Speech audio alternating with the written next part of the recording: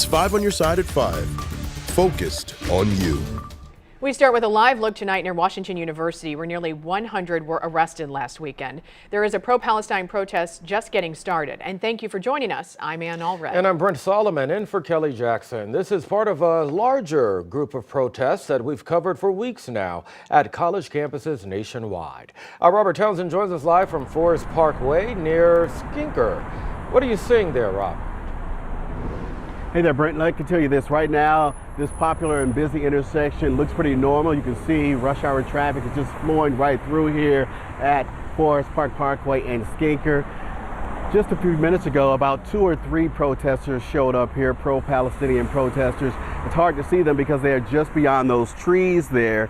12 or so this afternoon, they started gathering, then they left. But I can tell you this, the protesters are going to be showing up here in droves. 14th Ward Alderman Rasheed Alders, he's one of the organizers and a member of the group Expect Us. He's telling me that they are expecting huge numbers of folks to show up here. You'll remember this group is made up of many activists who united out of the Ferguson movement. As for today's event happening right here, Aldridge says they are working in solidarity with the Palestinian community to highlight what they call, quote, over-policing in Gaza. Now, protesters are also expected to speak out against the deadly Hamas attack on southern Israel last October. Again, the group is expected to gather here right across the street from WashU this morning. WashU put up those tall fences you see back there all around this campus to protect their grounds. Again, those fences went up this morning. The pro-Palestinian protesters tell me they are expected to march after their initial demonstration. No word yet on exactly where they intend to march. We're here following every minute of this. Live near Forest Park, I'm Robert Townsend, 5 on your side. All right, Robert, keep us posted. To read more about protests happening all over the country, text the word protest to 314-425-5355. We'll send you a link. Let's get to our weather first forecast. Meteorologist Jim Castillo is tracking some storms and, of course, rain possibly this weekend, Jim. Yes, we're good right now, and it's actually clearing after a very cloudy day. But tomorrow, it's low level 1 out of 5, marginal risk of severe weather, and we'll zoom in. It's the entire area.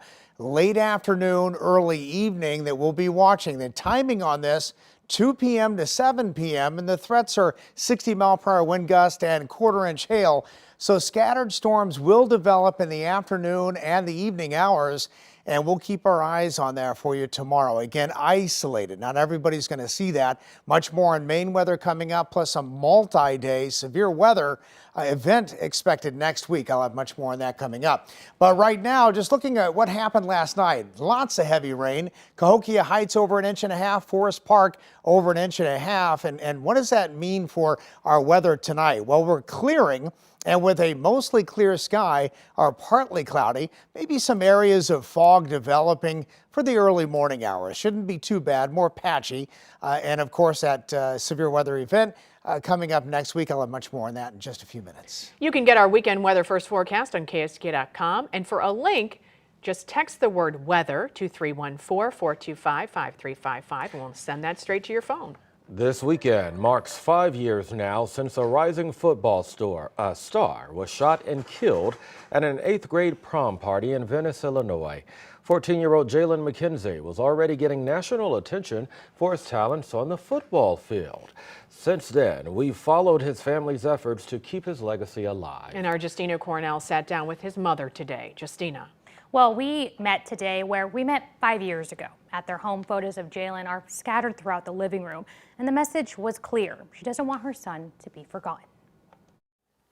I miss those hugs and those soft, gentle kisses and that big, beautiful smile. She misses these moments.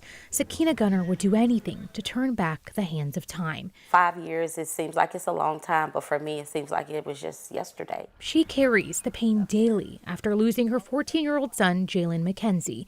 The middle schooler was killed by a stray bullet at an 8th grade prom party on May 5th, 2019. And I don't even think anybody could even imagine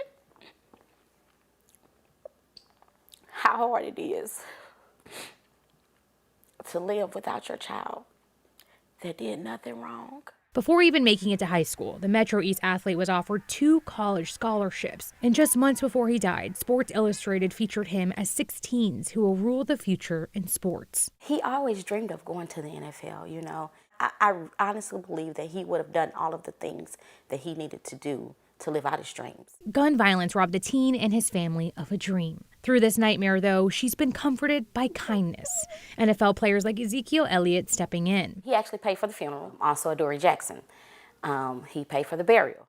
And Jalen's community has been there too. I call it my village in my effort to keep Jalen's memory alive. Through a nonprofit, scholarships, and parades, Jalen's legacy shines. His mom, a school teacher, will make sure his memory continues. And I try to find ways to impact my children, my students, and their families, just the way that Jalen has impacted this community.